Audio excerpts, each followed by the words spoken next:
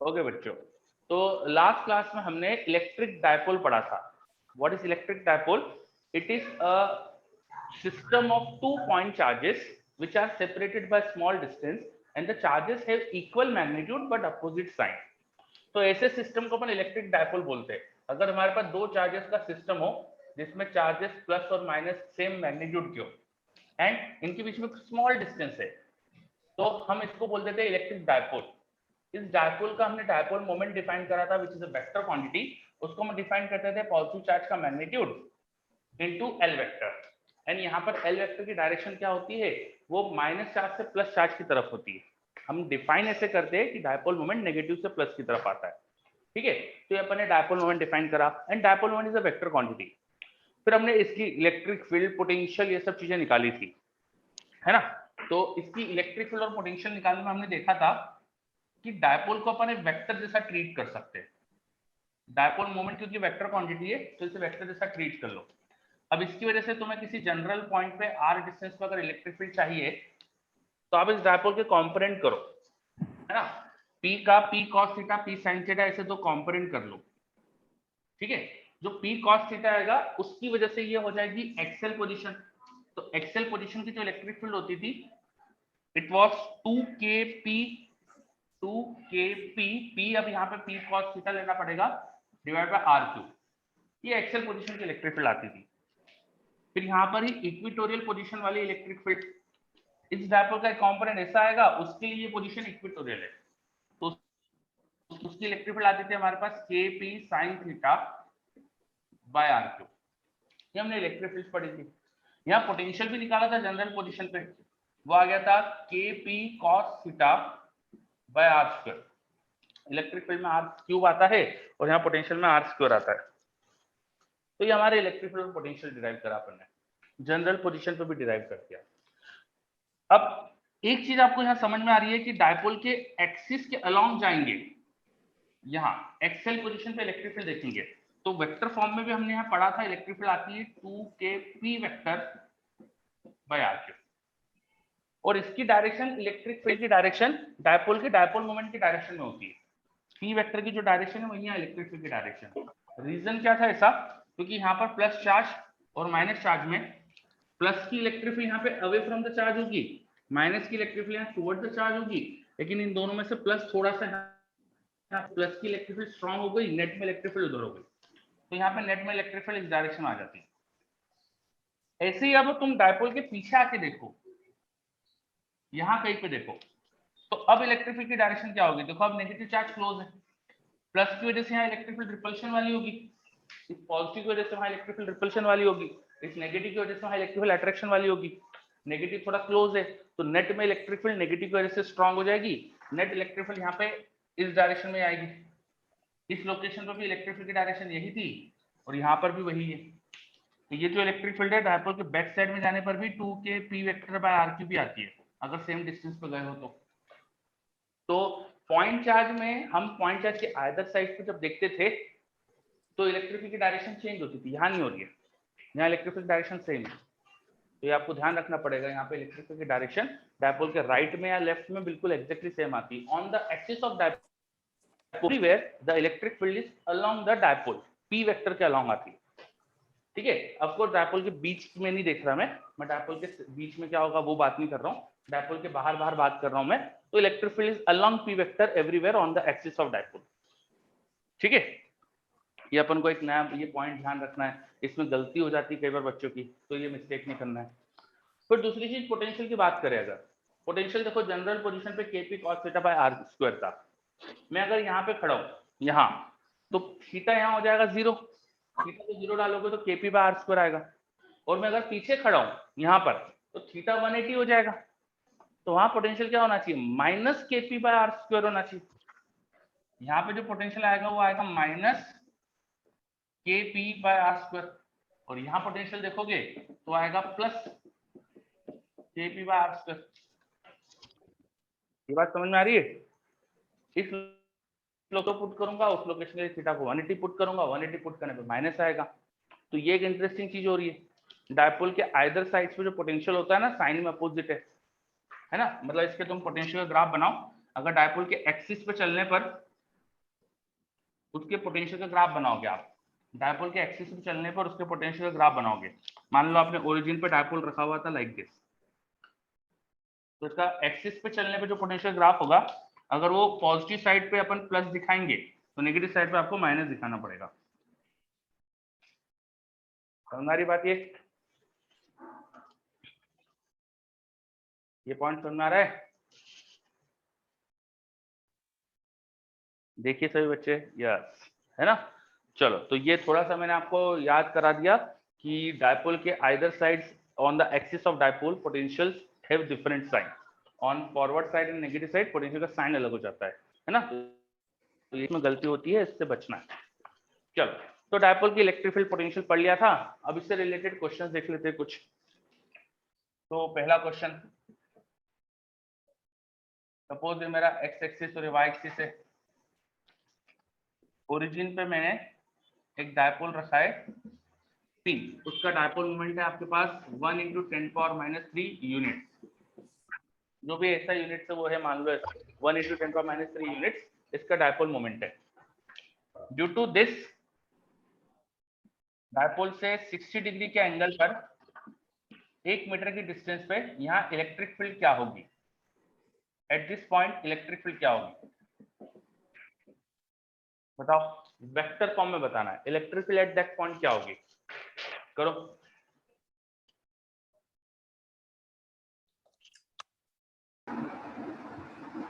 Find electric field at that.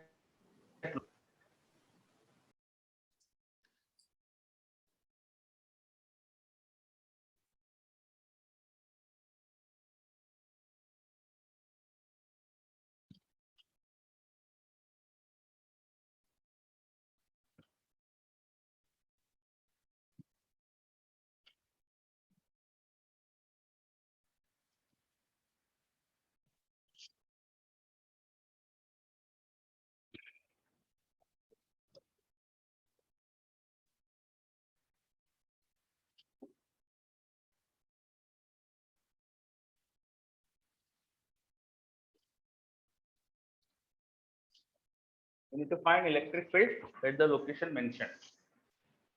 चलो, answer भी आ रहा है मेरे पास। इलेक्ट्रिक फील्ड वेक्टर क्वांटिटी होती है, मैंने आपसे वेक्टर में पूछा आंसर, तो answer should be in vector.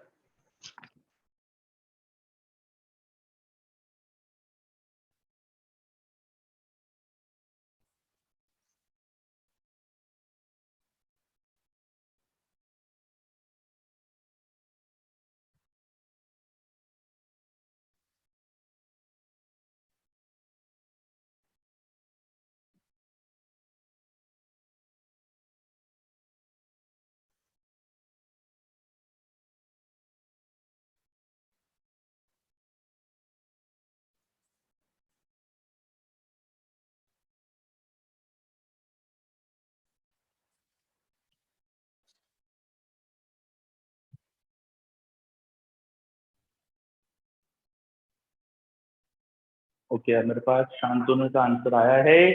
चलो चेक करेंगे शांतनु अभी।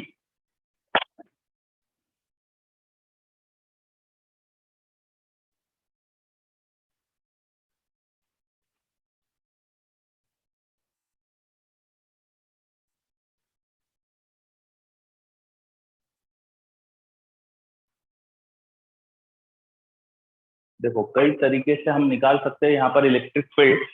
इलेक्ट्रिक फील्ड निकालने के लिए मैं डायपोल को कंपोनेंट लेके वहां पे along that line and perpendicular to that line electric field तो लिख सकता हूँ। ठीक है, यहाँ पे डायपोल के कंपोनेंट लेके इस डायरेक्शन अलोंग द लाइन और उसके परपेंडिकुलर इलेक्ट्रिक फील्ड लिख सकते हैं। अपने ये थ्योरी में पढ़ा हुआ था, वही सब कर सकते हैं अपन, है ना। तो इधर जो कंपोनेंट जाएगा वो जाएगा 2kp cos theta. cos 60 will be half by r3। r यहाँ पे 1 है, k और p पुट कर दूंगा अभी मैं। और फिर यहाँ वाला कंपोनेंट जाएगा kp sin theta. sin theta sin 60 हो जाएगा √3/2 अपॉन r3। ये इलेक्ट्रिक फील्ड आ जाएगी दो डायरेक्शन की। अब इन दो डायरेक्शन का यूनिट वेक्टर मल्टीप्लाई कर दूं और मैं इनमें ये मैग्नीट्यूड मल्टीप्लाई कर दूं तो मुझे इलेक्ट्रिक फील्ड मिल सकती है। तो यूनिट वेक्टर कैसे निकाले? एक मुझे ये डायरेक्शन जो दिख रही है एक्स एक्सिस से 60 एंगल पे दिख रही है, तो इसके अलोंग जो यूनिट वेक्टर है वो लिखना आसान है। इस डायरेक्शन में यूनिट लेंथ का वेक्टर बनाओ जिसका एंगल 60 है, तो 1 cos 60 1 sin 60, 1 cos 60 1 sin 60, cos 60 will be half, sin 60 will be √3/2.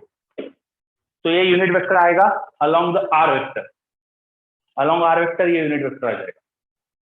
अब उसके परपेंडिकुलर यूनिट वेक्टर भी चाहिए आपको। तो अगर तुम्हें किसी पॉइंट के कोऑर्डिनेट पता हो ना x, y, तो उसकी डायरेक्शन का जो यूनिट वेक्टर होता है ना, वो आपको याद होना चाहिए, इट इज xi + yj, और उससे परपेंडिकुलर यूनिट वेक्टर जो होता है वो आता है yi - xj, yi - xj। Dot product ले लो, दिख रहा है आपको कि यहाँ पे परपेंडिकुलर है, डॉट प्रोडक्ट 0 आ रहा है ना, तो उससे कंफर्म हो रहा है परपेंडिकुलर है। तो ये अगर r वेक्टर है किसी पोजीशन का, तो उस पोजीशन पे r के परपेंडिकुलर जो वेक्टर होगा ना, r परपेंडिकुलर मतलब r के परपेंडिकुलर, उसको कुछ और लिख लो शायद, r टेंजेंशियल लिख लो, है ना, तो वो निकालना बहुत फटाफट हो जाएगा आपका।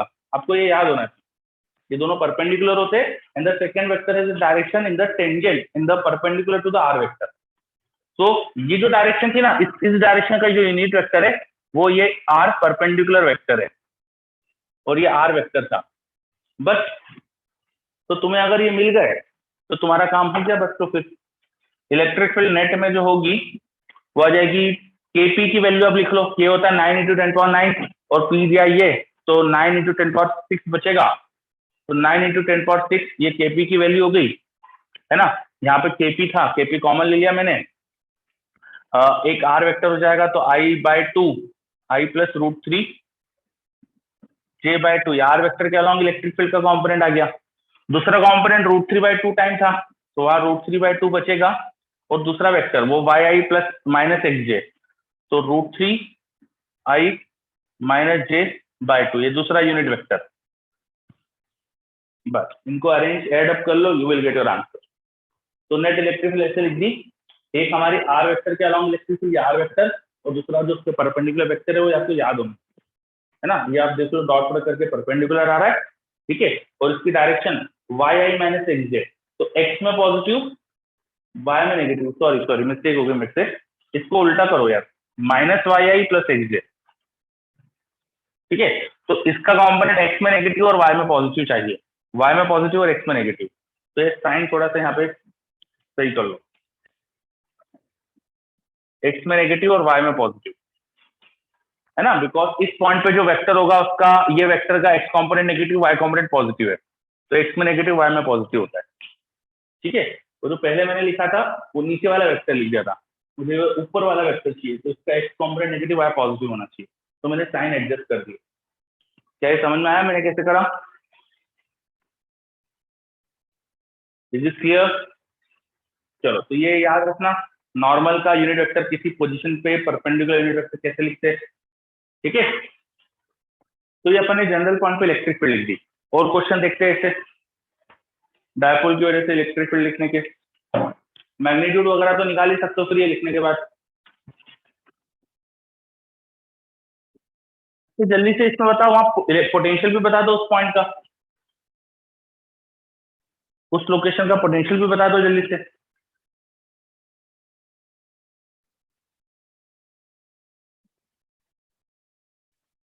वो क्वेश्चन में पोटेंशियल भी बता दो जल्दी से वहां पे।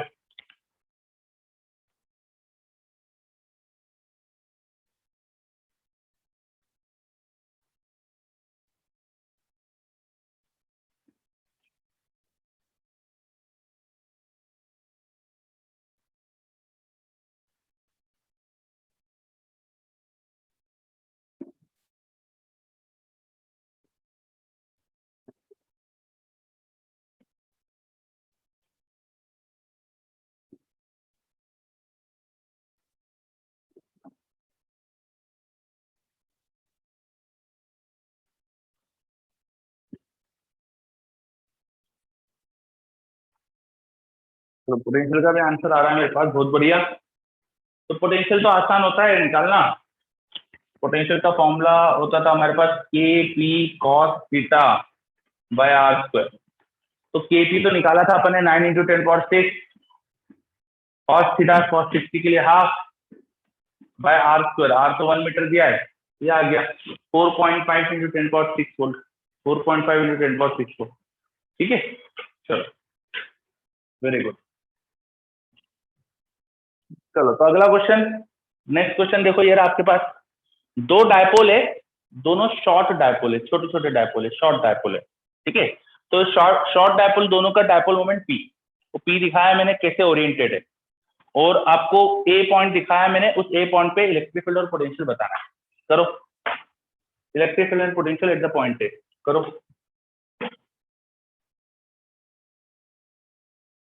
Electric field and potential at the point A,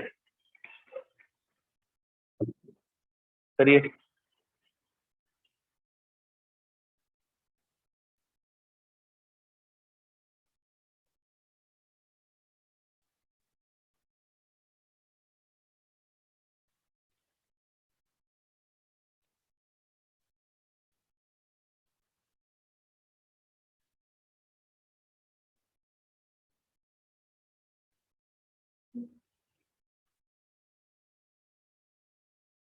electric field and potential at the point ए।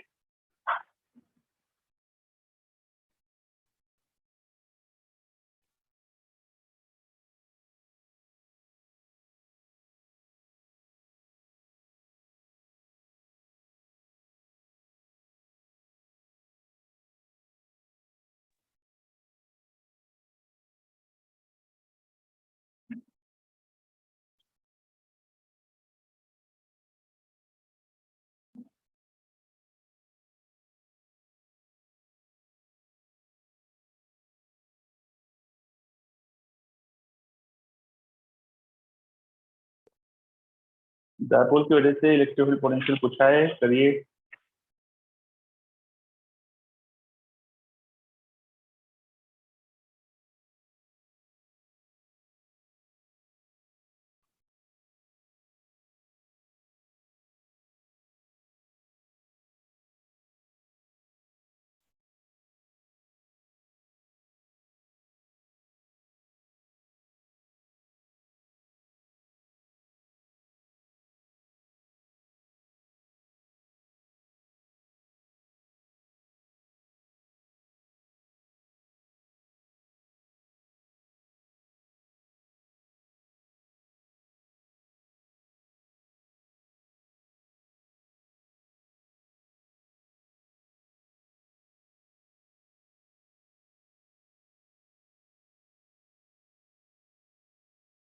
चलो एक आंसर आया मेरे पास,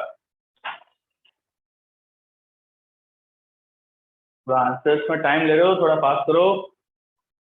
गगनदीप का भी आया आंसर, ठीक है। देखो बहुत आसान होते हैं क्वेश्चन ऐसे, डायपोल के कंपोनेंट लेना रहता है बस, तो मैं डायपोल के कंपोनेंट लिख रहा हूँ। ज्योमेट्री समझ में आ रहा है कि ये 45 डिग्री एंगल होगा, है ना। तो डायपोल का इधर कंपोनेंट और इसके परपेंडिकुलर कंपोनेंट दोनों पी बाय रूट टू होंगे, तो P by root two, P by root two लिख देता हूँ मैं। एक यहाँ पी बाय रूट टू, एक यहाँ पी बाय रूट टू, ये दोनों ही पी बाय रूट टू है। डायपोल के कंपोनेंट्स लिख दिए मैंने। जहां भी फील्ड निकालना है सबसे पहले उस पॉइंट के अलोंग एंड परपेंडिकुलर कंपोनेंट ले लेते हैं। तो यहाँ ये कंपोनेंट करें, वैसे यहाँ पर भी कर देते, तो एक पी बाय रूट टू इधर आएगा और एक पी बाय रूट टू ऐसा आएगा, ये दोनों ही पी बाय रूट टू है, ठीक है। अब इस पॉइंट पे देखो, ये पॉइंट पे डिस्टेंस तो रूट टू ए हो जाएगी यहाँ पर, है ना। This is a, this is a, तो ये रूट टू ए हो जाएगी, ठीक है। तो डिस्टेंस का हमें टेंशन नहीं है। इसकी वजह से यहाँ फील्ड किस डायरेक्शन में आएगी, फील्ड की डायरेक्शन लिख लो। तो एक इलेक्ट्रिक फील्ड डायपोल के अलोंग आएगी इस तरह से, वो होगी 2kp, है ना। और ये दोनों p के कंपोनेंट सेम है, तो इसलिए अपन उसको 2e लिख देता हूँ फिलहाल। मैं मान लेता हूँ कि kp by root two by distance, distance का क्यूब लिखते हैं अपन, रूट टू ए का क्यूब। इस चीज को मैंने e बोल दिया, तो इसको अगर e बोला तो इस वाले डायपोल की फील्ड यहाँ पे 2e हो जाएगी, है ना। और इस वाले की वजह से इसके अपोजिट फील्ड होगी, यहाँ पर अपोजिट होगी, और ये 45 होने से वो एग्जैक्टली इससे 90 डिग्री पर ऐसे आएगी, इस डायरेक्शन में दिख रही होगी, वो ई दिखेगी। एंगल एग्जैक्टली यहाँ 45 डिग्री दिया था मैंने, ये 45 डिग्री है, तो ये भी 45 होगा, ये भी 45 होगा, ये 90 डिग्री एंगल ही होने वाला था, है ना। तो 2e और ये एक दूसरे से परपेंडिकुलर। अब वैसे ही इस वाले डायपोल की लिख देते हैं, तो एक तो ये हो गया डायपोल, इसकी वजह से एक्सेल पोजीशन की फील्ड आ जाएगी, दैट विल बी 2e। तो दूसरी इक्वेटोरियल वाली, अब वो डायपोल नीचे की तरफ है तो उसकी इलेक्ट्रिक फील्ड इधर ऊपर की तरफ होगी, वो इलेक्ट्रिक फील्ड यहाँ ऊपर की तरफ होगी ई। अब रिजल्टेंट ले लो, इन 2e और 2e का एडिशन ऊपर आएगा, 2e cos 45 2e cos 45, तो नेट में रूट टू ई आ जाएगा ऊपर की तरफ, है ना। cos 45 1/√2 cos 45 1/√2 ऐड अप करो तो 2√2e हो जाएगा, तो नेट y में 2√2e, और फिर ये दोनों जो ई थे इनका x इधर आएगा नेगेटिव x में, e/√2 e/√2 तो √2e, तो एक √2e आ रहा है हमारे पास माइनस x में, तो ये नेट इलेक्ट्रिक फील्ड दिख रही है हमको वहां पर, ई वेक्टर ये आ गया। अब इसमें से कॉमन जो था ई की वैल्यू लिख दो वहां पे, तो ये √2 का नीचे क्यूब था 2√2, एक और √2 आया, है ना, तो 2√2 इंटू √2 नीचे 4 हो जाएगा, तो ई की वैल्यू kp/4a³, यहाँ पे भी √2 कॉमन आ रहा है, √2 कॉमन ले लो, अंदर आ जाएगा -i + 2j। This should be electric field vector eight the point, this should be electric field vector eight the point.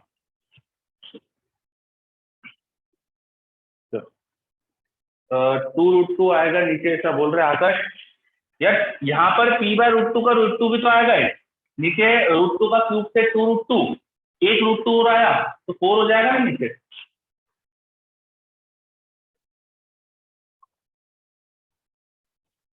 ठीक है।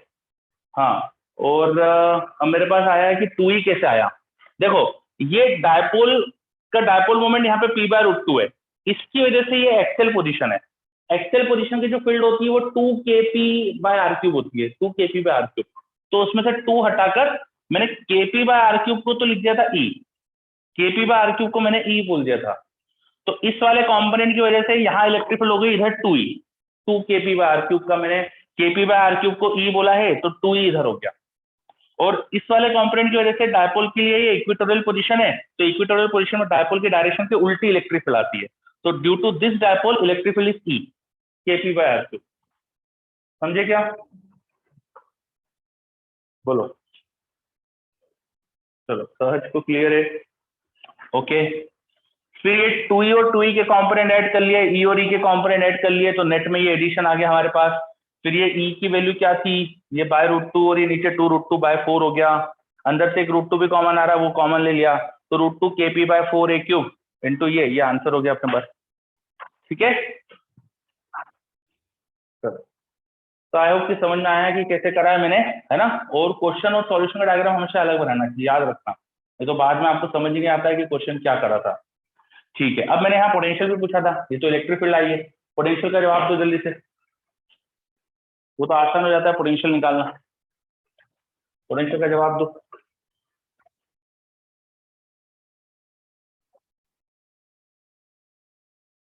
आंसर आ रहा है मेरे पास, तो पोटेंशियल में ये जो इक्वेटोरियल वाला होता है इसकी वजह से तो पोटेंशियल 0, एक्सेल वाले की वजह से आएगा, एक्सेल वाले की वजह से कितना आता है kp/r², तो ये एक्सेल वाला जो डायपोल है इसका पोटेंशियल हो जाएगा kp/r², इसका और इसका ऐड कर देंगे तो पोटेंशियल होना चाहिए वहां पे 2 का मिल जाएगा, इसलिए 2kp, p हो है वहां पे p/√2, इसका कंपोनेंट p/√2 है बाय r², r² इज √2 है, √2a का स्क्वायर, बस इसे थोड़ा अरेंज कर लो, ये √2 का स्क्वायर से एक 2 आया, नीचे 2 कैंसिल हो गया, बाय √2 ऊपर से एक आ गया, तो kp/√2a², this should be the answer of potential,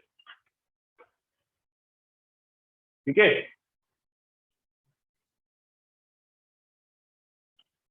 kp√2/a² बोल रहे हैं, मेरा आ रहा है kp/√2a², तो देखो कई बच्चों का मेरा आंसर मैच नहीं कर रहा है ना, ये वाले डायपोल की वजह से इसकी वजह से वहां पोटेंशियल होगा kp/r², दूसरे की वजह से भी इसकी वजह से सेम होगा, और ये इक्वेटोरियल वाले की वजह से तो आएगा ही नहीं, है ना, तो 2 टाइम्स ऑफ kp/r² इसका एडिशन कर दिया, है ना, और p/√2 था, तो ये √2 नीचे आया, √2 का स्क्वायर ऊपर के 2 से कैंसिल हो गया, तो ये आंसर बच रहा है। चलो ठीक है Vedant, very good, is this clear. कई बच्चों के आंसर्स में छोटी छोटी मिस्टेक्स दिख रही है मुझे, तो अब आप ध्यान से करिए, देखिए इसके मिस्टेक्स के बहुत चांस है, और अभी तो 2 ही डायपोल दिए आपको, शायद आपके बिगिनर बॉक्स में एक क्वेश्चन है कि हमारे पास एक स्क्वायर है, उसके चारों अटैच से उस पर 4 डायपोल रखे हुए हैं, कुछ रेगुलर अरेंजमेंट में डायपोल रख दिए लाइक दिस, 4 डायपोल रख दिए, उसके 4 वर्टाइसेस पे कुछ रेगुलर अरेंजमेंट में, और सेंटर पे पोटेंशियल फील्ड ऐसा कुछ पूछ लिया है। तो ऐसे क्वेश्चन भी आते हैं, जब 2 में हैंडल करने में दिक्कत हो रही है तो फिर यहाँ क्या करेंगे, है ना। तो इसलिए थोड़ा सा केयरफुल रहो और शॉर्ट थोड़ा सा क्वेश्चन को तोड़ लो, चीजें तो आसान हो जाती है। जैसे मैंने इन डायपोल्स की इलेक्ट्रिसिटी को पहले ई लिख लिया, तो ई के टर्म में फिर देखना आसान हो गया, है ना। तो ऐसी ट्रिक से क्वेश्चन थोड़ा आसान हो जाता है। ठीक, चलो, तो फील्ड एंड पोटेंशियल के क्वेश्चन आप शायद कर सकते हो, है ना। आगे बढ़ते, और चीजें भी पढ़ना बाकी है अभी अपनी। तो नेक्स्ट चीज लिखिए, dipole in uniform electric field. Dipole in uniform electric field, मैं हटा रहा हूं ये question. Dipole in uniform electric field, हम नॉन यूनिफॉर्म में भी रखेंगे बाद में, अभी पहले यूनिफॉर्म में रख के देख रहे हैं। Dipole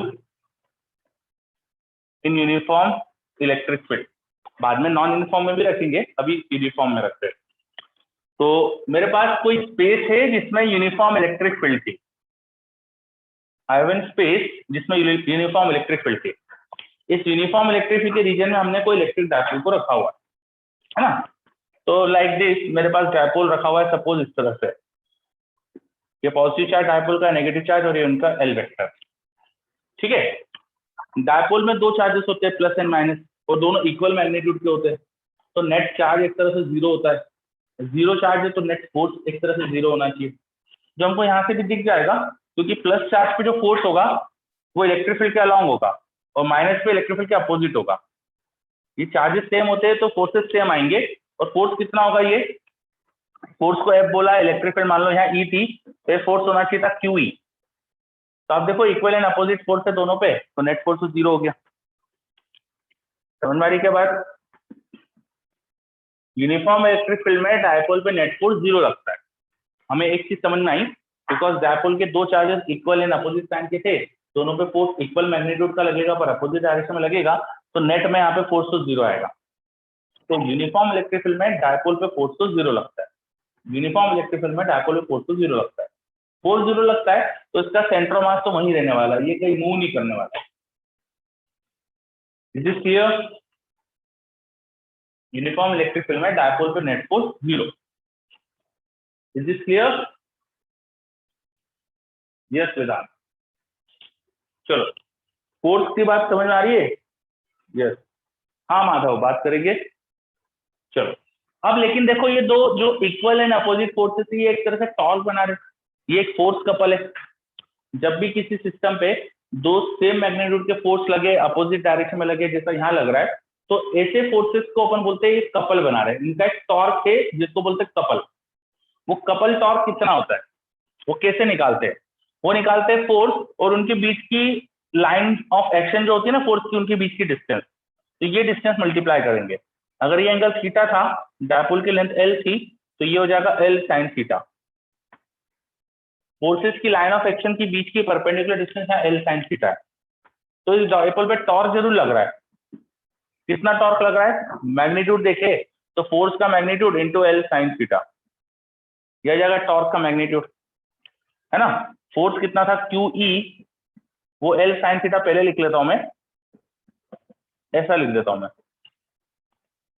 now this is P, magnitude of P, तो ये हो रहा है एक तरह से पीई साइन थीटा। और ये टॉर्क भी एक वेक्टर क्वांटिटी होती है, और पी और ई भी वेक्टर होती है। और जरा अगर ध्यान से देखें अपन, तो यहाँ पर पी वेक्टर की जो डायरेक्शन है और जो ई वेक्टर की डायरेक्शन है, अगर उनको क्रॉस प्रोडक्ट करो तो वही डायरेक्शन आ रहा है जिसमें टॉर्क है। इस फोर्स का टॉर्क देखो ऐसा लग रहा है ना, और पी और ई की डायरेक्शन का क्रॉस प्रोडक्ट करोगे तो वो भी देखो ऐसे ही आएगा, है ना, इनटू द बोर्ड आएगा। पी और ई का टॉर्क भी ऐसे ही आएगा, क्रॉस प्रोडक्ट करेंगे तो ये आएगा। तो एक तरह से इनके क्रॉस प्रोडक्ट की डायरेक्शन में टॉर्क है, तो हमें ऐसे ही दिख रहा है जैसे फॉर्मूला क्रॉस प्रोडक्ट का है, तो हम लिख देते हैं torque vector equal to P cross E, torque vector equal to P cross E. तो डायपोल को जब यूनिफॉर्म इलेक्ट्रिक फील्ड में रखते हैं तो फोर्स तो 0 होता है, बट टॉर्क होता है। कितना टॉर्क होता है? पी क्रॉस ई या P E sine theta, P cross E या पीई साइन थीटा। एक डायपोल यूनिफॉर्म इलेक्ट्रिक फील्ड में रखने पे टॉर्क एक्सपीरियंस करता है पी साइन थीटा या पी क्रॉस। क्या ये चीज क्लियर हो रही है?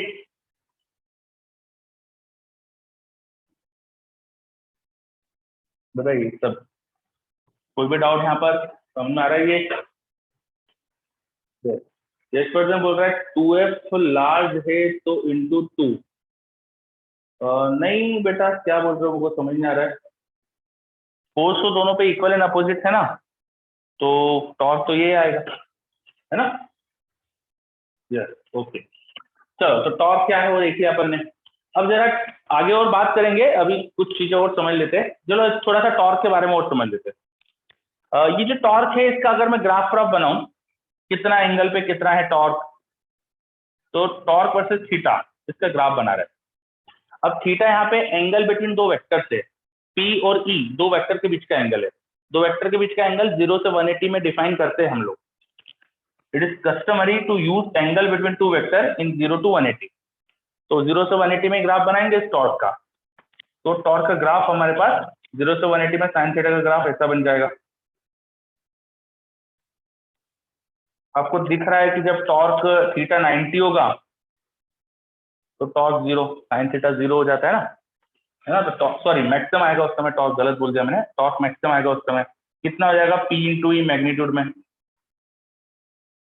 मैक्सिमम टॉर्क का मैग्नीट्यूड सिर्फ पी इंटू ई हो जाता है, ठीक है? और 0 और 180 पे टॉर्क 0, 0 और 180 पे torque 0।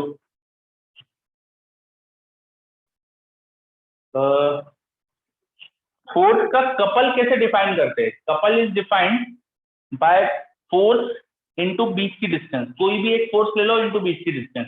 This is how force का टॉर्क डिफाइन करते हैं, कपल फोर्स का टॉर्क, ठीक है? ये टॉर्क है, तो आपको टॉर्क के लिए ये आपको इलेवेंथ में पढ़ा होगा कि फोर्स कपल का टॉर्क कैसे निकालते हैं। यहाँ पे 2 मल्टीप्लाई नहीं करते, है ना? This is how couple is defined. तो आप चाहो तो एक काम करना, किसी एक पॉइंट के अबाउट दूसरे का टॉर्क ले लेना, तो आपको समझ में जाएगा, या सेंटर के अबाउट दोनों के टॉर्क निकाल के देखना। इन दो फोर्सेस का किसी भी रैंडम पॉइंट के अबाउट टॉर्क का नेट टॉर्क निकालना, तो यही आएगा, चेक करना, ठीक?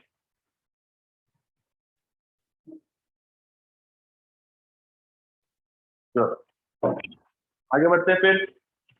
तो अपने टॉर्क किस एंगल पे मैक्सिमम होता है, कब 0 होता है, ये देखा, है ना?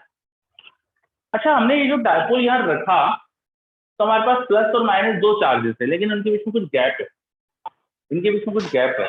इसे हमने यहाँ रखने में कुछ हो सकता है वर्क कराओ, हमें नहीं पता अभी करा है कि नहीं करा है, हो सकता है वर्क कराओ, ठीक है? ये दोनों चार्ज को अगर मैं एकदम चिपका के लिया था, एकदम मिला देता, तो 0 चार्ज बन जाता, और 0 चार्ज को उठा के यहाँ इलेक्ट्रिक फील्ड तक लाने में मुझे कोई वर्क नहीं करना पड़ता। सही बात है क्या? इन दो चार्जेस को एकदम मिला देता और फिर इलेक्ट्रिक फील्ड में लाके रखता, तो मुझे कोई वर्क नहीं करना पड़ता। बताओ, सही बात है क्या? है ना? भाई इन दोनों को मैंने मिला दिया तो 0 चार्ज हो जाएगा, और इन दोनों को मिलाकर 0 चार्ज इलेक्ट्रिक फील्ड में लाके रख दिया तो वर्क 0, तो चार्ज इज 0, ठीक है? यस, लेकिन यहाँ ये दोनों चार्ज एग्जैक्टली मिले हुए नहीं ना, इनके बीच में गैप है L डिस्टेंस पे। तो आप ऐसा सोच सकते हो जैसे कि मैंने क्या करा था कि इलेक्ट्रिक फील्ड में मैंने दोनों को एक ही लोकेशन पे लाके रखा, यहाँ पे नेगेटिव और पॉजिटिव दोनों रखे, उसके बाद यहाँ से पॉजिटिव को मैं डिस्प्लेस कर रहा हूँ, यहाँ तक एल वेक्टर का डिस्प्लेसमेंट करा, पॉजिटिव को मैंने डिस्प्लेस कर दिया। तो इस डिस्प्लेसमेंट में इस इलेक्ट्रिक फील्ड का इस पे फोर्स है ना, इलेक्ट्रिक फील्ड का फोर्स है, तो मैंने नेगेटिव पॉजिटिव चार्ज को मान लो ऐसे डिस्प्लेस करा है, एल वेक्टर अमाउंट से डिस्प्लेस करा है, तो इलेक्ट्रिक फील्ड ने कुछ वर्क कर दिया होगा, उसका नेगेटिव हमें करना पड़ेगा। तो यहाँ पे work done by electric field का जो नेगेटिव होता है वो पोटेंशियल एनर्जी डिफाइन करते हैं। तो potential energy should be work done by electric field negative. अब negative work done by electric field कितना होगा? चार्ज कितना था Q, इलेक्ट्रिक फील्ड की E वेक्टर, ये हो गया force, force dot displacement. Electric field uniform है तो फोर्स हमेशा सेम रहेगा, ये आ जाना चाहिए था वर्क डन। आ रहा है क्या समझ में? ये इलेक्ट्रिक फील्ड का वर्क डन ये होना चाहिए और उसका नेगेटिव पोटेंशियल एनर्जी गेन करी हुए होना चाहिए। तो जो भी पोटेंशियल एनर्जी आना चाहिए इन्फिनिटी से दोनों चार्ज को एक ही लोकेशन पे रखने में 0 वर्क डन, और यहाँ से पॉजिटिव को डिस्प्लेस करने पे इतना वर्क डन करना पड़ेगा, नेगेटिव इलेक्ट्रिक फील्ड का इतना वर्क डन, उसका माइनस पोटेंशियल एनर्जी का चेंज। क्लियर है? अब इसमें ये Q और L इनको साथ में ले लो, क्योंकि इनको P बना सकते हैं। इसको ऐसा लिख सकता हूँ, डॉट प्रोडक्ट में आगे पीछे कर सकता हूँ, कोई फर्क नहीं पड़ता। QL वेक्टर को P लिख दो, तो पोटेंशियल एनर्जी देखो क्या आ रही है, minus P vector dot E vector, या मैग्नीट्यूड की बात करें तो P cos थीटा। तो when a dipole is placed in uniform electric field it has some potential energy. उसको वहां रखने में आपने कुछ काम करा है, इलेक्ट्रिक फील्ड के अगेंस्ट आपने कुछ वर्क करा है, या इलेक्ट्रिक फील्ड के वर्क का कुछ नेगेटिव हुआ है, negative work done by electric field या work done against electric field, यही पोटेंशियल एनर्जी के फॉर्म में स्टोर होता है। सो इन्फिनिटी से लेके आकर हमने डायपोल को यूनिफॉर्म इलेक्ट्रिक फील्ड में रखा, तो उसकी पोटेंशियल एनर्जी आ है। Is this clear? इन्फिनिटी से लाके डायपोल को यूनिफॉर्म इलेक्ट्रिक फील्ड में रखा, तो उसकी पोटेंशियल एनर्जी आ गई।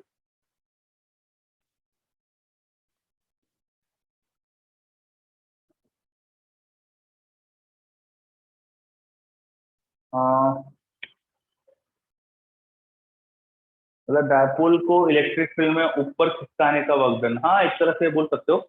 और मेरे पास एक डाउट आ रहा है, will it do circular motion और ओनली ऑस्किलेशन? ये मुझे समझ नहीं आया क्या बोल रहे हैं।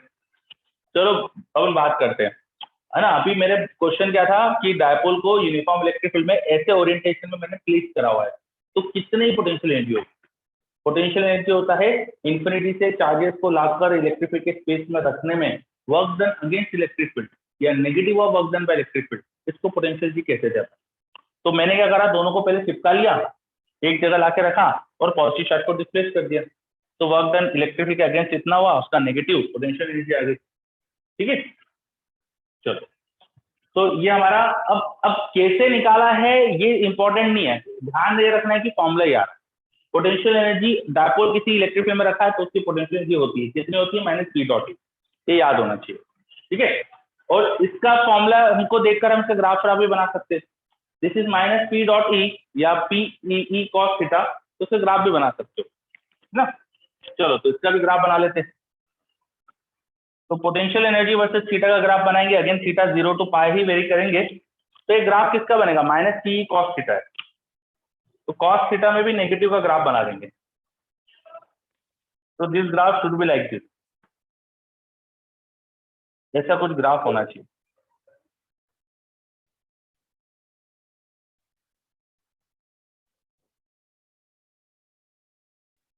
अरे समझ में, the maximum potential energy is angle pi वो आ रही P E, the minimum potential energy is angle 0 वो आ रही माइनस पी, और एक जगह 0 पोटेंशियल एनर्जी भी आ रही है पाई बाय 2 एंगल पे। ठीक है, graph for potential energy of dipole in uniform electric field versus angle theta, that is P vector E vector के बीच का एंगल थीटा, तो वो ग्राफ को दिखा रहा है। हमें दिख रहा है जब थीटा 0 है तो पोटेंशियल एनर्जी मिनिमम है, थीटा 90 पे पोटेंशियल एनर्जी 0 है, थीटा 180 पे potential energy maximum. Is this clear?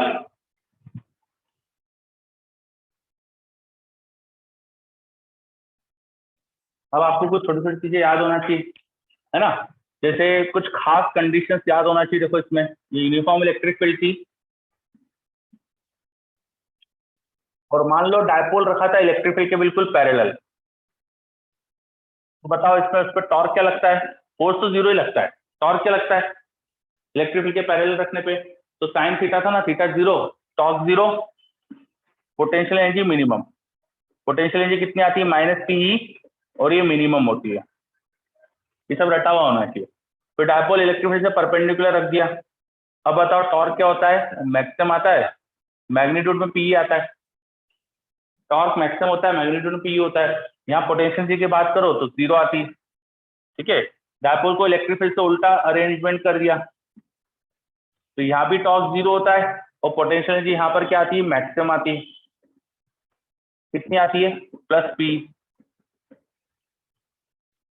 ठीक है, टॉर्क 0 की सिचुएशन में डायपोल घूमेगा नहीं, तो वो इक्विलिब्रियम सिचुएशन हो गई, इक्विलिब्रियम सिचुएशन हो गई। तो डायपोल यूनिफॉर्म इलेक्ट्रिक फील्ड में दो सिचुएशन में इक्विलिब्रियम में रह सकता है, ये इक्विलिब्रियम है और ये इक्विलिब्रियम है, दो इक्विलिब्रियम सिचुएशन है।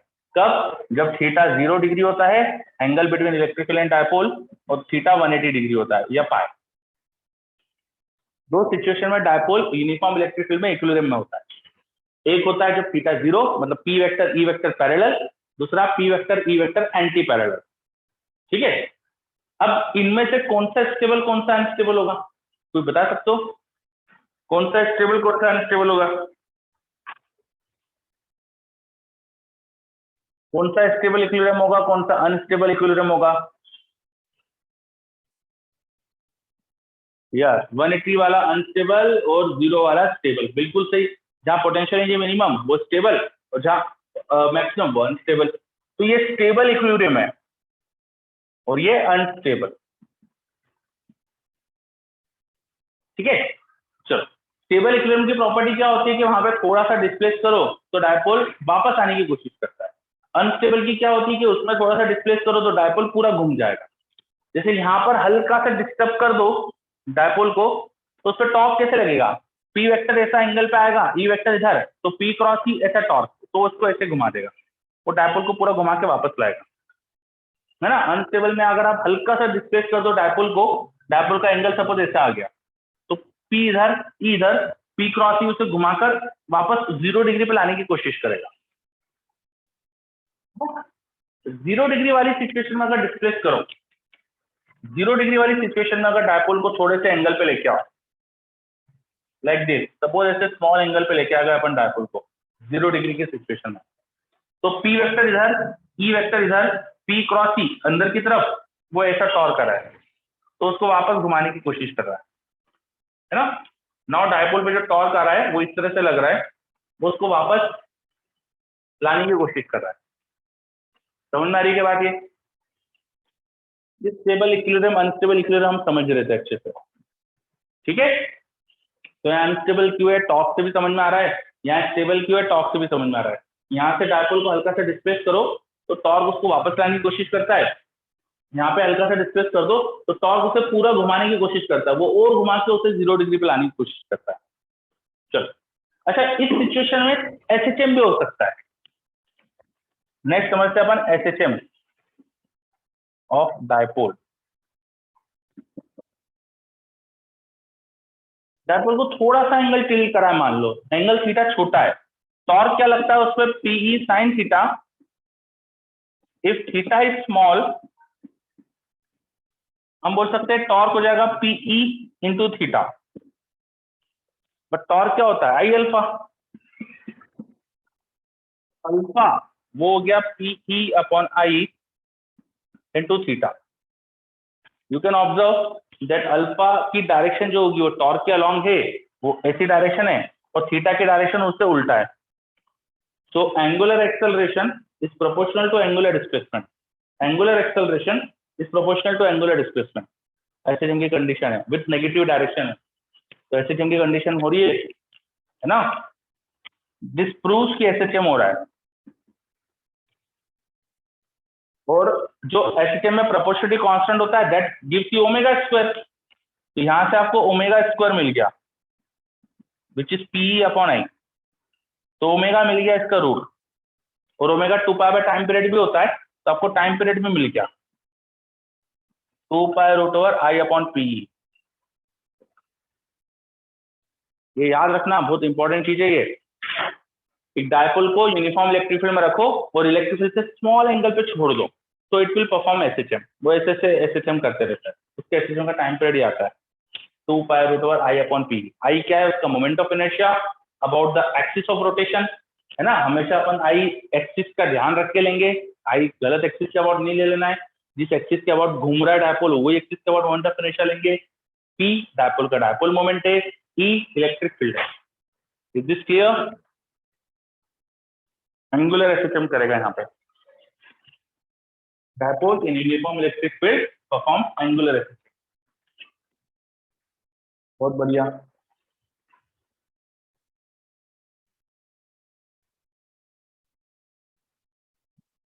चलो, सारी चीजें जल्दी से नोट कर लीजिए।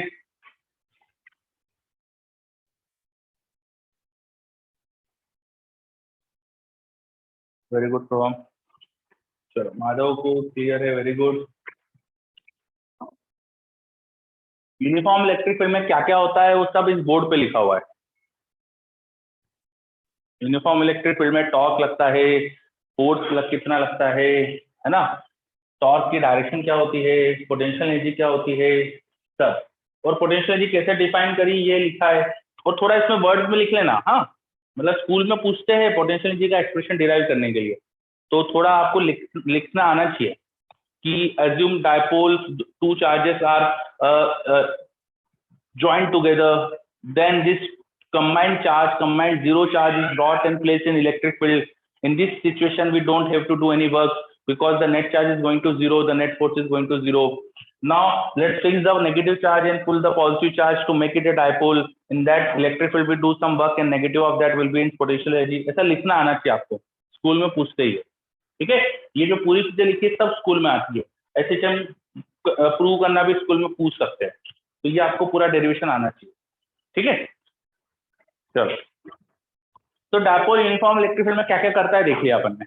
अब आगे बढ़ते हैं, नॉन यूनिफॉर्म में रख देते हैं, है ना, इस सब पे क्वेश्चन देखेंगे, नॉन यूनिफॉर्म में रख देते हैं, छोटा सा केस है वो पढ़ लेते, फिर इन पे क्वेश्चन कंबाइंडली देखेंगे। तो डायपोल को उठा के अब नॉन यूनिफॉर्म इलेक्ट्रिक फील्ड में रखने वाले।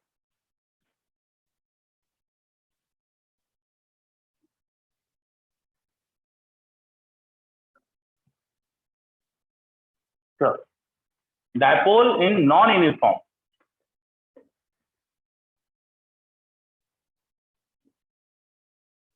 नॉन-यूनिफॉर्म इलेक्ट्रिक फील्ड में डायपोल है। तो सपोज इलेक्ट्रिक फील्ड कुछ इस तरह की थी,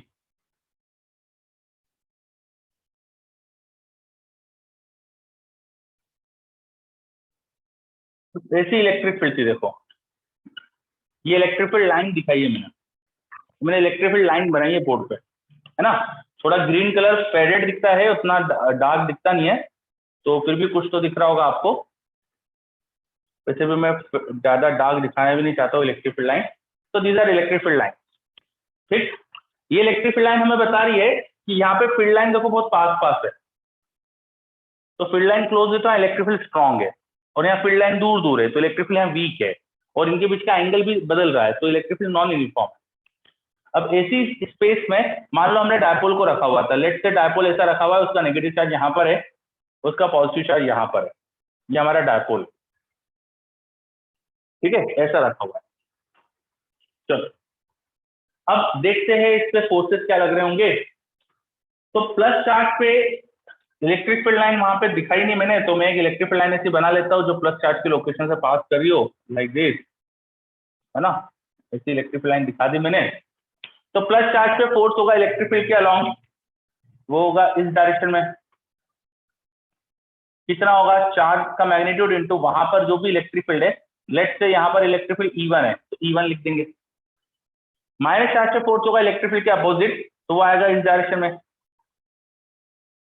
कितना होगा, चार्ज का मैग्नीट्यूड इनटू इलेक्ट्रिक फील्ड जो यहाँ पर है, यहाँ पे let's say electric field E2 है, and electric field will be different and this two location, है ना, बिकॉज यहाँ पर देखिए आप साफ साफ की इलेक्ट्रिक फील्ड लाइन यहाँ पर दूर दूर है तो इलेक्ट्रिक फील्ड यहाँ वीकर होगी, वहाँ इलेक्ट्रिक फील्ड लाइन पास पास है तो इलेक्ट्रिक फील्ड स्ट्रॉन्गर होगी, electric field different at the two location, ठीक है। तो what do you expect, net force किधर लग रहा है, बताओ नेट फोर्स किधर लग रहा है, फोर्स लग रहा है कि नहीं, क्या यहाँ तो नेट फोर्स है, आप अगर ध्यान से देखें तो ये फोर्स कम आएगा और ये फोर्स ज्यादा है, क्योंकि यहाँ पे इलेक्ट्रिक फील्ड लाइन क्लोजर थी, because E2 was larger than E1, तो नेट फोर्स लगेगा किस डायरेक्शन में, जहां पर इलेक्ट्रिक फील्ड स्ट्रॉन्गर थी उस तरफ, यहाँ इलेक्ट्रिक फील्ड स्ट्रॉन्गर थी, यहाँ वीकर थी, तो इलेक्ट्रिक फील्ड का फोर्स जो नेट में आ रहा है वो इस तरफ आ रहा है ना, एफ नेट कितना बन रहा है, एक तो मैग्नीट्यूड लिखूं तो वो लिख सकता हूं मैं Q इंटू E2 वेक्टर, वो माइनस में होगा, और Q इंटू E1 वेक्टर वो प्लस में होगा, तो वेक्टर फॉर्म में नेट फोर्स हो गया Q into E1 minus E2 vector, and magnitude में E2 वॉज स्ट्रॉन्गर, तो नेट फोर्स की जो डायरेक्शन है, direction is from weak to strong electric field, statement को अच्छे से समझो, डायरेक्शन के बारे में क्या लिखा है ना। इसको लेफ्ट क्वाड्रेंट ऊपर नीचे ऐसा कुछ नहीं याद करना है, हमको बस याद रखना है direction of force due to electric field on the dipole is from weaker to stronger. जहां वीक इलेक्ट्रिक फील्ड है वहां से जहां स्ट्रॉन्ग इलेक्ट्रिक फील्ड है उस डायरेक्शन में फोर्स है। फोर्स की डायरेक्शन, यहाँ पर इलेक्ट्रिक फील्ड वीक थी, यहाँ इलेक्ट्रिक फील्ड स्ट्रॉन्ग थी। आपको इलेक्ट्रिक फील्ड की डायरेक्शन नहीं देखना है, आपको ये देखना है कि इलेक्ट्रिक फील्ड कहाँ पर वीक है कहाँ स्ट्रॉन्ग है। यहाँ वीक है यहाँ स्ट्रॉन्ग है, तो direction of force is from weak to strong, ऐसा आ रहा है समझ में? यस, है ना। तो direction of electric field is from weak to strong. You don't need to see direction of electric field, आपको बस ये देखना है कि कहाँ इलेक्ट्रिक फील्ड वीक है कहाँ स्ट्रॉन्ग है। Is it clear? बताइए, इज इट क्लियर? वैभव का रिप्लाई आया मेरे पास, यस। बाकी का चलो, ईशान का भी आ गया, yes. Very good Brazil. Okay, बच्चे बोल रहे यस, ठीक है। So this is how force is applicable on dipole in non-uniform electric field. अब कितना फोर्स हो रहा है, फोर्स का फॉर्मूला ये बना है मेरे पास, लेकिन ये चार्ज के टर्म में। हमने तो याद करो, हमने तो हमेशा फोर्स का फॉर्मूला डायपोल मोमेंट के टर्म में बनाया है ना। तो इसको अपन डायपोल मोमेंट के टर्म में कन्वर्ट करेंगे, ठीक है। चलो, कन्वर्ट करने के लिए थोड़ा सा अपन कुछ केसेस देख के फिर कन्वर्ट करेंगे।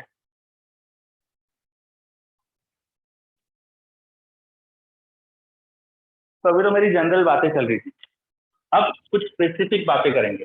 मान लो कि डायपोल रखा हुआ था एक्स एक्सिस के अलाउंग, मान लो कि डायपोल रखा हुआ था एक्स एक्सिस के अलाउंग, ठीक है। तो ये था डायपोल हमारा which was along the x axis. X axis में जहां पे डायपोल का पॉजिटिव चार्ज रखा है, यहाँ इस लोकेशन पे इलेक्ट्रिक फील्ड है E2 वेक्टर, और यहाँ इलेक्ट्रिक फील्ड है नेगेटिव चार्ज की लोकेशन पे E1 वेक्टर। अब जो डायपोल पे जो फोर्स होगा, you can write Q into E2 vector minus Q into E1 vector, ऐसा लिख सकते हो। Charge into electric field, charge into electric field, minus charge पे चार्ज नेगेटिव, प्लस चार्ज पे चार्ज पॉजिटिव, चार्ज को साइन के साथ इलेक्ट्रिक फील्ड मल्टीप्लाई करा, ऐड करा, ये आ गया। तो ये फोर्स है। मैंने अब ये मान लिया था डायपोल एक्स के अलोंग है ना, तो ये Q कॉमन ले सकता हूं, अंदर आ जाएगा E2 माइनस E1, तो एक तरह से डेल्टा E वेक्टर है वो। E2 minus E1 is delta E vector, लिख सकता हूँ क्या ऐसा? E2 minus E1 is delta E vector, ठीक है। अब डायपोल रखा है एक्स एक्सिस के अलाउंग, और एक्स एक्सिस में जाने पर ही इलेक्ट्रिक फील्ड का चेंज है, ये इलेक्ट्रिक अलोंग एक्स एक्सिस, ये इलेक्ट्रिक फील्ड का चेंज है अलोंग एक्स एक्सिस, ठीक है। एक काम करते हैं, ऊपर नीचे डायपोल की जो छोटी सी लेंथ है वो मल्टीप्लाई और डिवाइड कर देते हैं। तो this F vector is Q into L into delta E vector bye L, ये आ जाएगा। Q into L is P, Q into L is P, Q into L को तो P बोल सकता हूँ, डायपोल मोमेंट P। और ये क्या है? This is change in electric field divide by distance नीचे L। कौन सी डिस्टेंस है? देखो, इन दोनों पोजीशन का चेंज है, इन दोनों पोजीशन का चेंज है ना। इलेक्ट्रिक फील्ड x में जो चेंज हो रहा था वो डेल्टा E थी, और x डायरेक्शन में छोटा सा डिस्प्लेसमेंट है L, this is small displacement in L, in x direction. L क्या है? स्मॉल डिस्प्लेसमेंट इन x डायरेक्शन। सही बात है क्या? देखो, ये समझ में आ रहा है क्या आपको? इस L को मैं स्मॉल डिस्प्लेसमेंट एक्स डायरेक्शन बोल सकता हूँ ना, बिकॉज डायपोल छोटा है, तो ये लेंथ जो छोटी सी लेंथ है इसको मैं dx जैसा बोलने वाला हूँ। तो this is going to be dx and this is change in electric field due to change in X direction. ये समझ में आ रहा है? तो हम यहाँ लिख पा रहे हैं F vector equal to P into D of E vector by D of x, D of E vector by D of x। Electric field का change when I am going in X direction. बताओ, is it clear?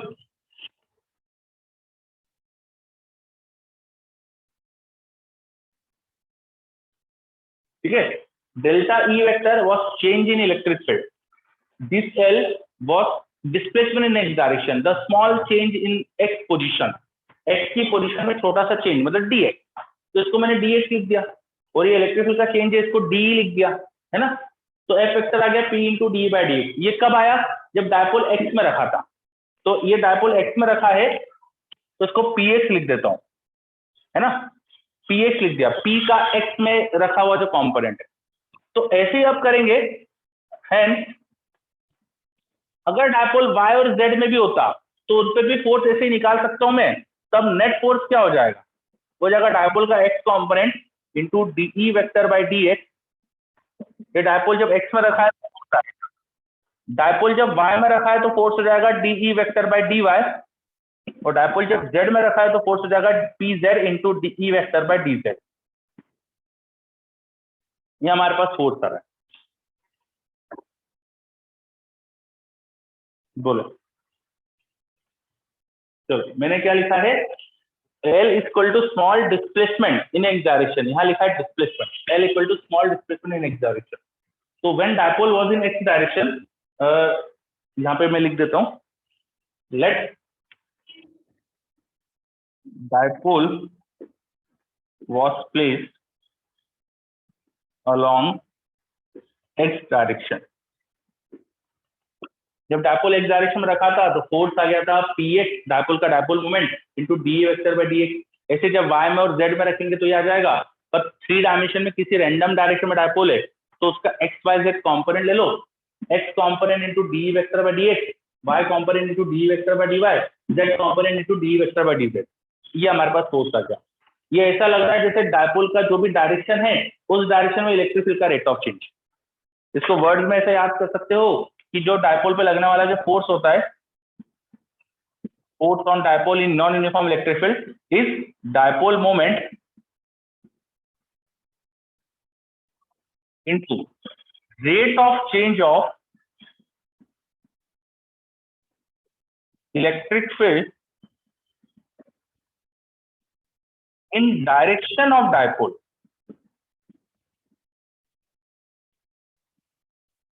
Rate of change of electric field in direction of dipole. Dipole जब x में रखा है तो electric field का x की direction में रेट ऑफ चेंज, y में रखा है तो y की डायरेक्शन में, z में रखा है तो z की डायरेक्शन में।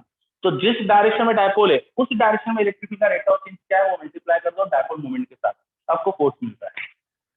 समझो अच्छे से स्टेटमेंट कैसे लिखा अपन ने, क्या है। तो हम बोल रहा है ये पार्शियल डिफरेंशिएशन है क्या? कई बच्चे पूछ रहे पार्शियल डिफरेंशिएशन है क्या? नो। पार्शियल डिफरेंशिएशन में क्या होता है, हम y z वेरिएबल को कांस्टेंट मानते हैं। यहाँ एक्चुअली मैं जाई एक्स डायरेक्शन में रहा हूँ तो y एंड z बोल सकते हो आप पार्शियल डिफरेंशिएशन है ना। आप ठीक है पार्शियल डिफरेंशिएशन भी बोल सकते हो, मेरे को लग रहा है लॉजिकली पार्शियल है। तो आप इसको D del by del X भी लिख सकते हो, बिकॉज इलेक्ट्रिक फील्ड अगर तीनों वेरिएबल के फंक्शन में है एक्स वाई जेड तो yes this will become partial differentiation. ठीक है, तो ऐसा हमारे पास रिलेशन आ रहा है, yes this is partial differentiation. चलो, और मेरे पास क्या डाउट आया था? बस इतने डाउट थे, ठीक है। तो ये क्या चीजें क्लियर हो रही है? तो थोड़ा डायपोल जब नॉन यूनिफॉर्म इलेक्ट्रिक फील्ड में होता है तो उसका फोर्स भी लगता है। फोर्स का एक्सप्रेशन निकालना बहुत आसान हो जाएगा अगर हम चीजों को वर्ड में ढंग से याद करके समझेंगे। फोर्स कैसे निकालते हैं? डायपोल मोमेंट, और डायपोल जिस डायरेक्शन में रखा है ना उस डायरेक्शन में कुछ वेरिएबल लो, एक्स वाई जेड आर जो भी है, और उसका रेट ऑफ चेंज। बाकी नॉन यूनिफॉर्म में फिर टॉर्क भी लगेगा इसे, टॉर्क तो लगेगा ही लगेगा। देखो यहाँ पर भी टॉर्क हो गई थी, है ना। टॉर्क कैसे निकाल सकते हैं? अब टॉर्क निकालने के लिए आपको ये थोड़ा मानना पड़ेगा कि ये दोनों बहुत क्लोज है। तो क्लोज है तो इलेक्ट्रिक फील्ड में चेंज हुआ है बट ज्यादा नहीं हुआ है ना। तो टॉर्क के लिए लगभग अगर इलेक्ट्रिक फील्ड इक्वली है, लगभग इक्वली है, तो टॉर्क फिर से वही वाला फॉर्मूला लगा देंगे, P cross E। E electric field ले लेंगे डायपोल के सेंटर वाले पॉइंट पे, डायपोल के सेंटर पे जो इलेक्ट्रिक फील्ड है वो ले लेंगे, और पोटेंशियल एनर्जी फिर से वो ले लेंगे माइनस P डॉट E, है ना। तो फोर्स भी लग जाएगा, बाकी टॉर्क एंड पोटेंशियल का फॉर्मूला वही ले लेंगे अपन, ये मान के कि इलेक्ट्रिक फील्ड चेंज बहुत छोटा है तो इलेक्ट्रिक फील्ड को दोनों लोकेशन पे टॉर्क तो ऐड ही होता है, उसमें डिफरेंस आता ही नहीं है, तो ये आ जाएगा रिलेशन हमारे पास। चलो, तो when dipole is non uniform electric field उस पर क्या क्या होता है ये सब देखा अपन। क्या सारी चीज समझ में आ रही है? अब क्वेश्चंस वगैरह देखेंगे अपन। Is it clear? चलो बच्चे का मेरे पास रिप्लाई आ रहा है, यस, बहुत बढ़िया, वेरी गुड। गोपाल पूछ रहा है टॉर्क फिर से बता दूं, तो टॉर्क हमने कैसे निकाला भैया, इन दोनों फोर्सेस का टॉर्क निकाल लो बस। अब कैसे निकालेंगे टॉर्क? मान लो इस नेगेटिव चार्ज के अबाउट टॉर्क चाहिए, तो टॉर्क लिखते हैं R vector cross F vector. Torque हो जाएगा ये एल वेक्टर क्रॉस ये वाला फोर्स कर देंगे Q1, ठीक है, और ये L इंटू Q, इसको P ले लेना, तो P क्रॉस E1 हो जाएगा। अब बिकॉज़ डायपोल छोटा सा होता है तो इलेक्ट्रिक फील्ड में चेंज जरूर हुआ है but it is not much, तो E1 या E2 बहुत क्लोज ही है, ऐसा मानकर मैं यहाँ पर E2 या E1 या सेंटर वाले जो पॉइंट है उसकी इलेक्ट्रिक फील्ड लिखूंगा, ठीक है। E1 E2 क्योंकि बहुत क्लोज है, असली में डायपोल बहुत छोटा होता है, तो एक्चुअली E1 E2 में ज्यादा फर्क होगा नहीं, इसलिए मैं इसको E वेक्टर लिख देता हूं, डायपोल के सेंटर वाली, ठीक। चलो बच्चे बोल रहे क्लियर है, बहुत बढ़िया। तो ठीक है, अपन ने पोटेंशियल वगैरह सब चीज क्लियर कर ली। अब अपन क्वेश्चंस वगैरह देखते हैं। 18वें क्वेश्चन में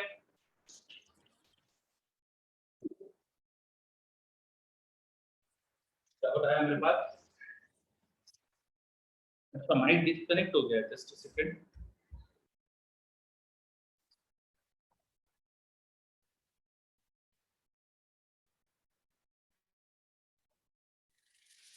अब आवाज दिखेगा तो शायद इसकी बैटरी डाउन हो गई। My voice is clear? My voice is clear? कुछ बच्चे जैसे बोल रहे हैं, कुछ बच्चे अनक्लियर बोल रहे हैं। अच्छे से चेक कर लो।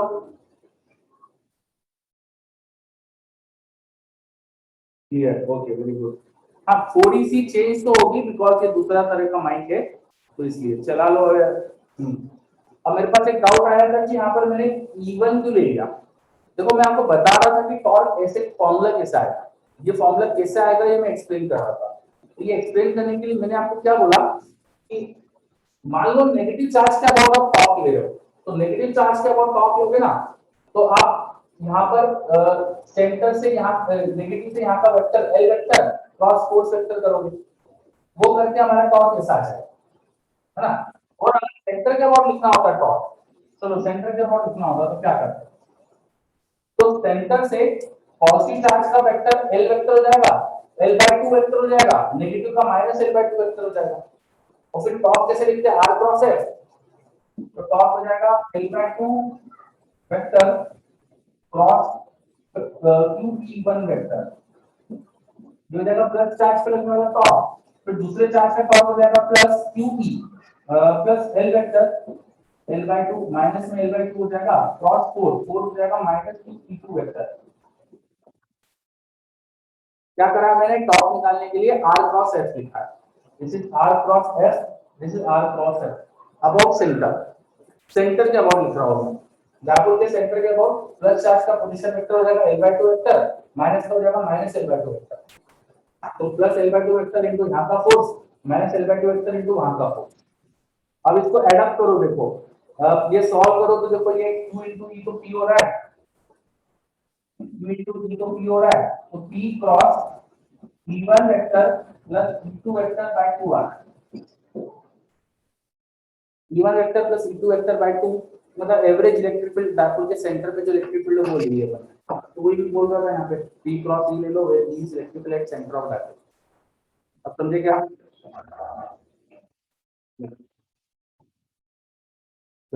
बहुत बढ़िया। कुछ बच्चे बोल रहे हैं वॉइस क्रैक हो रही है, नहीं इतनी क्रैक भी नहीं हो रही होगी, ये माइक पे अच्छा ही है, इतना भी खराब नहीं था, है ना। ओके तो डायपोल को अपन ने सब तरह की सिचुएशन देख ली, अब क्वेश्चंस वगैरह नहीं देखे, इस पे क्वेश्चन देखते हैं। तो ये हटा रहा हूं जो भी अपन ने थ्योरी पढ़ी थी।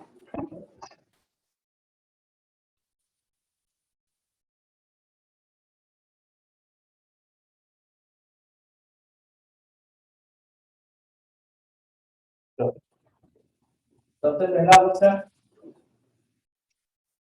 मेरे पास यूनिफॉर्म इलेक्ट्रिक फील्ड है, यूनिफॉर्म इलेक्ट्रिक फील्ड में डायपोल ऐसा रखा हुआ, डायपोल बनाने के लिए मैंने क्या करा है, 2 m मास के पार्टिकल लिए है इस पे एक पे चार्ज q और एक पे माइनस q था और एक मासलेस रॉड जिस पे लेंथ L3 से जोड़ दिया है। This is a massless rod, massless rigid rod है ना, लेंथ L3। तो ये चार्ज प्लस वाला है, ऊपर वाला, नीचे वाला माइनस वाला है, दिखाया है यहाँ पे। और इलेक्ट्रिक फील्ड B थी, ठीक है। डायपोल को डीवी सिचुएशन से मैंने रिलीज करा, डायपोल को डीवी सिचुएशन से मैंने रिलीज करा, है ना। Dipole is released from zone situation। चलो अब जैसे रिलीज करेंगे तो उसका अल्फा क्या आएगा, find angular acceleration of dipole, alpha is angular acceleration as it is release. पहला फंक्शन बताओ, डायपोल को जैसे ही छोड़ेंगे तो डायपोल का एंगुलर एक्सेलरेशन क्या है, करिए। तो रिप्लाई भी आ गया, अच्छा वेरी गुड, चेक करते हैं अभी।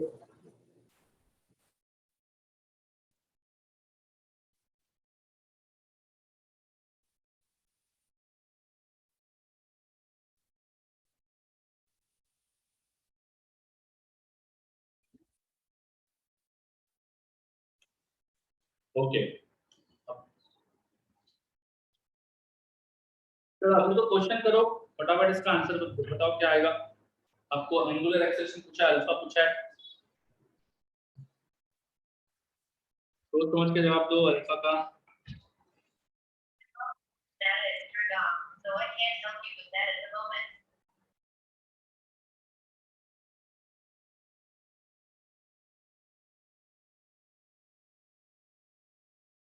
बाकी बच्चों के आंसर आ रहे हैं, कुछ के सही दिख रहे हैं, कुछ के थोड़ा सा डायमेंशन गलती भी कर रहे हो।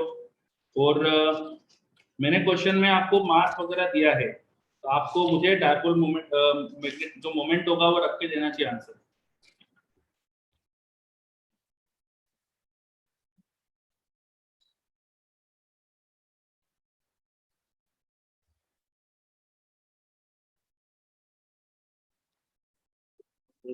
जवाब आ गए, ओके।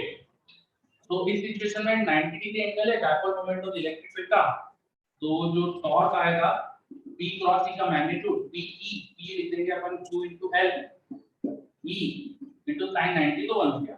फिर टॉर्क का मैग्नीट्यूड इक्वल टू होना चाहिए I अल्फा। अब I लेंगे सेंटर ऑफ मास के अबाउट, है ना, क्योंकि ये सेंटर मास के अबाउट घूमने वाला है, क्योंकि सिस्टम पे नेट फोर्स तो है नहीं, तो सिस्टम सेंटर मास रेस्ट पे होगा, उसके अबाउट घूमेगा। तो सेंटर ऑफ मास का I यहां के अबाउट I क्या लेंगे, दोनों मास की डिस्टेंस यहां से L/2 होगी, तो दो मासेस है और दोनों की सेंटर मास से डिस्टेंस L/2 है, तो ये होगा moment of inertia 2 times of mL/2 का स्क्वायर, ये होगा moment of inertia into alpha. इस मोमेंट ऑफ इनर्शिया में कई बच्चों की गलतियां दिखती हैं, मोमेंट ऑफ इनर्शिया में कई बच्चों की गलतियां। अब इसे अरेंज कर लो तो अल्फा आ गया, ये हो रहा था mL/4 और by 2 से mL/2 तो 2 ऊपर आ जाएगा, तो 2qEL अपॉन mL², ये कैंसिल गायब करो तो 2qE by mm, this should be the alpha, ठीक है। मोमेंट ऑफ इनर्शिया में कई बच्चों ने बहुत मिस्टेक्स की, सेंटर ऑफ मास के अबाउट घूमेगा system, because net force on the system is 0, तो centre of mass should be at rest, centre of mass rest होगा तो ये सेंटर रेस्ट पे रहेगा, उसके बाद घूमेगा, सेंटर ऑफ मास के अबाउट आई लिखना चाहिए मुझे, है ना।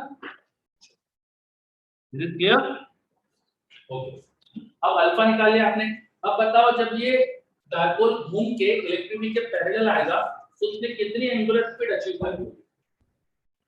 Find the angular speed of dipole when it becomes parallel to electric field. Find the angular speed of dipole when it becomes parallel to electric field. Omega when P vector becomes parallel to electric field. Parallel to electric field. करो, इस पर torque लग रहा है, घूम रहा है, तो इलेक्ट्रिक के पैरेलल आ जाएगा, जब पैरेलल आ जाएगा तब ओमेगा क्या एक्ट कर लेगा बताओ।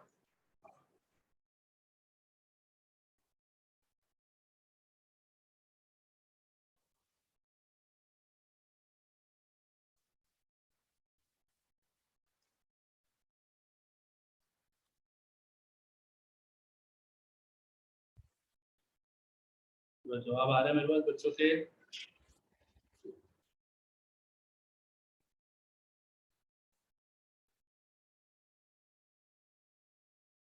ओके, तो कैसे करेंगे एनर्जी कंजर्वेशन? चलो जब घूम के ऐसा हुआ तो इसके अंदर ओमेगा आ गया, तो half I omega square kinetic energy आ गई equal to loss in potential energy. जब इस सिचुएशन में होता है डायपोल 90 डिग्री एंगल पे पोटेंशियल एनर्जी 0 आती है और 0 डिग्री पे आती है -p, तो पोटेंशियल एनर्जी इनिशियल 0 थी, बाद में -p है, इनिशियल माइनस फाइनल, ये loss in potential energy equal to gain in kinetic energy.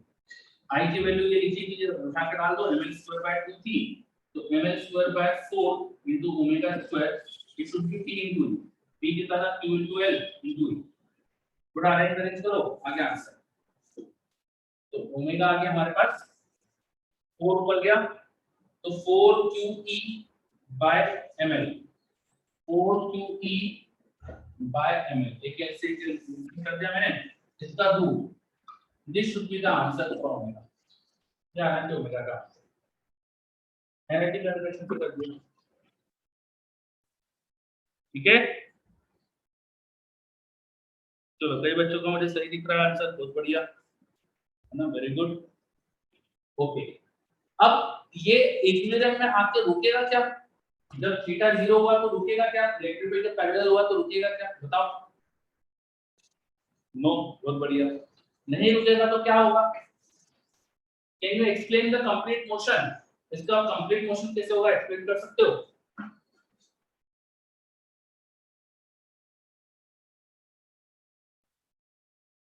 Yes असीम, ईशान गलत, माधव गलत, विघ्नेश सही है, युवान गलत है, मुराउद्दीन ठीक है, रंजीत सही है। तो जो भी बच्चा मुझे एसएचएम बोल रहा है वो सब गलत है, बिकॉज़ एसएचएम की थीटा छोटा होना चाहिए था। एसएचएम की स्पेसिफिक कंडीशन में जो डिराइव किया तो थीटा छोटा था, यहाँ थीटा छोटा नहीं है, तो यहाँ क्या होगा, डायपोल अभी ऐसी सिचुएशन में है, ये घूम के इलेक्ट्रिक फील्ड के पैरेलल हो जाएगा, फिर घूम के ऐसा हो जाएगा, ऐसे ऐसे घूमते रहेगा, इस तरह का मोशन करेगा। This will be a periodic motion but not SHM. You can say it is oscillatory motion but this is not SHM. Clear? ठीक है। एंड 90 डिग्री पे जाएगा वो, अभी 90 से चालू करा तो घूमेगा 0 पे आया, फिर फिर से घूम के 90 पे, तो ऐसा मोशन होगा। ठीक, ऐसा स्टार्ट करा तो ये घूम के पूरा नीचे जाएगा, फिर वापस घूमते घूमते ऊपर आएगा, ऐसा मोशन चलते रहेगा उस रास्ते में। About in central axis of force. तो ये अपने डायपोल का एक क्वेश्चन देखा, एक और क्वेश्चन करते हैं, तो क्वेश्चन करते हैं, क्या करें?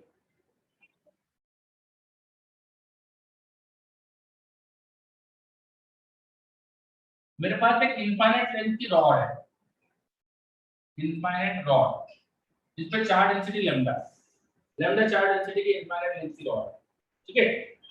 इस रॉड के बिल्कुल पैरेलल मैंने यहाँ पे छोटा सा डायपोल रखा हुआ है, इस रॉड के बिल्कुल पैरेलल यहाँ पे छोटा सा डायपोल रखा हुआ है, ठीक है। इस पे टॉर्क क्या लग रहा है बताओ? रॉड के बिल्कुल पैरेलल छोटा सा डायपोल रखा हुआ है, डायपोल मोमेंट p और इनके बीच की डिस्टेंस r है। What is torque on this dipole? What is torque on this dipole? What is torque on this dipole? करो।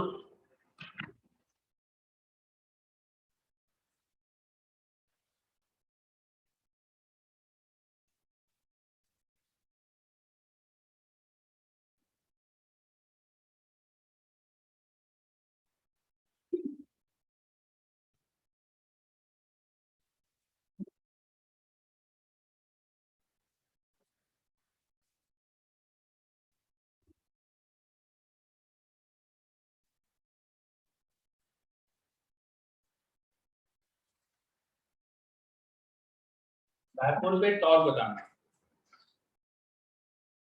तो बच्चों के जवाब आ रहे हैं मेरे पास, बढ़िया। अब मैंने इलेक्ट्रिक फील्ड बेसिकली रॉड की यूज करवा ली, आपको रॉड की वजह से इलेक्ट्रिक फील्ड यूज करना पड़ेगी, है ना। तो रॉड की इलेक्ट्रिक फील्ड कितनी होती है वो आपको याद होना चाहिए, वो रॉड के परपेंडिकुलर होती है। इनफाइनाइट लेंथ की रॉड के केस में यूनिफॉर्म इलेक्ट्रिक फील्ड आती है, रॉड के परपेंडिकुलर, है ना, ऊपर नीचे डायरेक्शन में बदलती नहीं है, वो कितनी होती है 2 के लैम्डा बाय आर। ये इलेक्ट्रिक फील्ड है, डायपोल की लोकेशन पे ऊपर नीचे बिल्कुल एक जैसी इलेक्ट्रिक फील्ड होगी, तो टॉर्क P क्रॉस E कर सकते हो, तो P into E sin 90 है, तो सीधा P into E आ जाएगा, ये आंसर 2 के lambda P by R, simple 2 के लैम्डा P बाय R, ये आंसर। अब एक काम करो, डायपोल अगर ऐसा रख दिया मैंने, सेकंड सिचुएशन डायपोल ऐसा रखा हुआ है, फाइंड फोर्स ऑन डायपोल।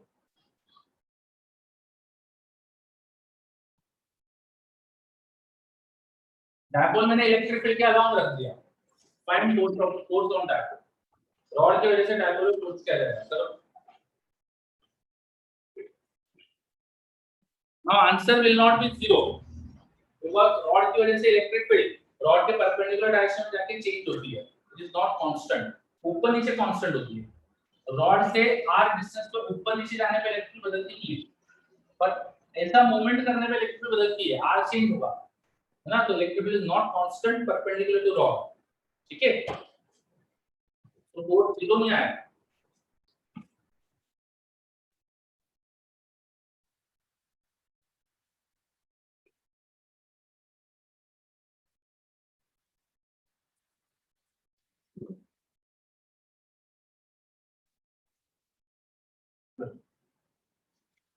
पुराना डायग्राम हटा रहा हूं मैं,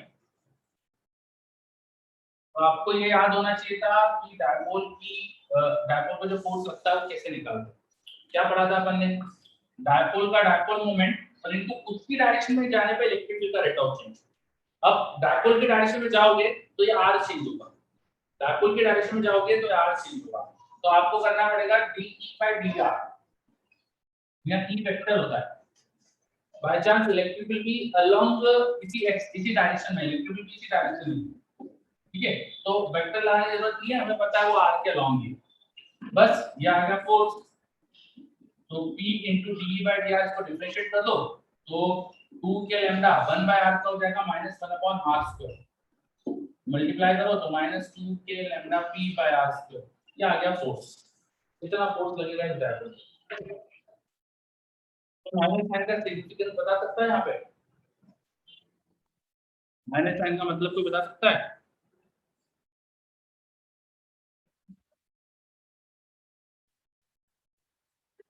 ये और क्यों ऐसा क्यों हो रहा है, P के अपोजिट बोल रहे हो आप, क्यों? तो क्यों सर माइनस चार्ज उस रॉड के क्लोज है जिस पे पॉजिटिव चार्ज है। बिल्कुल सही, minus charge of the dipole is closer to rod and plus charge is away from, rod के जितना पास में होता है इलेक्ट्रिक फील्ड ज्यादा होती है, तो माइनस चार्ज से फोर्स ज्यादा होगा और प्लस चार्ज से फोर्स कम है, तो ये F नेगेटिव ज्यादा है मैग्नीट्यूड में, F पॉजिटिव से, इसलिए net force toward the rod आ है ना, बिल्कुल सही। तो ये अपन ने नॉन यूनिफॉर्म फील्ड में भी डायपोल पे फोर्स देख लिया है क्वेश्चन, और क्वेश्चन लिखते हैं फिर, नेक्स्ट आप हेडिंग लिख सकते हो dipole dipole interaction, dipole dipole interaction, next heading लिख सकते हो डायपोल डायपोल इंटरेक्शन, टाइम है ना आपके पास, ठीक है, चलो तो टाइम बचा नहीं है, तो अपन dipole dipole interaction next class में करेंगे, आप लोग थोड़ा सोच के आना, बेसिकली डायपोल डायपोल इंटरेक्शन में क्या कराने वाला हूं मैं दो डायपोल में आपस में फोर्स निकालने वाला हूं, डायपोल ऐसा रखा है इनमें फोर्स क्या होगा, एक डायपोल ऐसा है जैसा रखा है इनमें फोर्स क्या होगा, ऐसी सिचुएशन अपन करने वाले हैं, इनकी एनर्जी क्या होगी, है ना, तो डायपोल डायपोल इंटरेक्शन अपन देखने वाले हैं, इज इट क्लियर? और इसके बाद अपन लोग डायपोल अपना ऑलमोस्ट खत्म ही हो गया है, डायपोल के बाद गॉस लॉ स्टार्ट करेंगे, तो डायपोल पूरा हो गया है, तो इसके आप एससीबी के सारे क्वेश्चन कर सकते हो, एससीबी में जो इलेक्ट्रिक फील्ड पोटेंशियल वाला चैप्टर है वो पूरा हो जाएगा, एससीबी में गॉस लॉ का नया चैप्टर है, तो एक चैप्टर पूरा हो गया अपना, तो पहले बिगिनर बॉक्स करना, उसके बाद एससीबी पे आना, पहले बिगिनर बॉक्स, उसके सॉल्व एग्जांपल जो भी बिगिनर बॉक्स में, देन फिर एससीबी, ठीक, चलो। तो जो करना है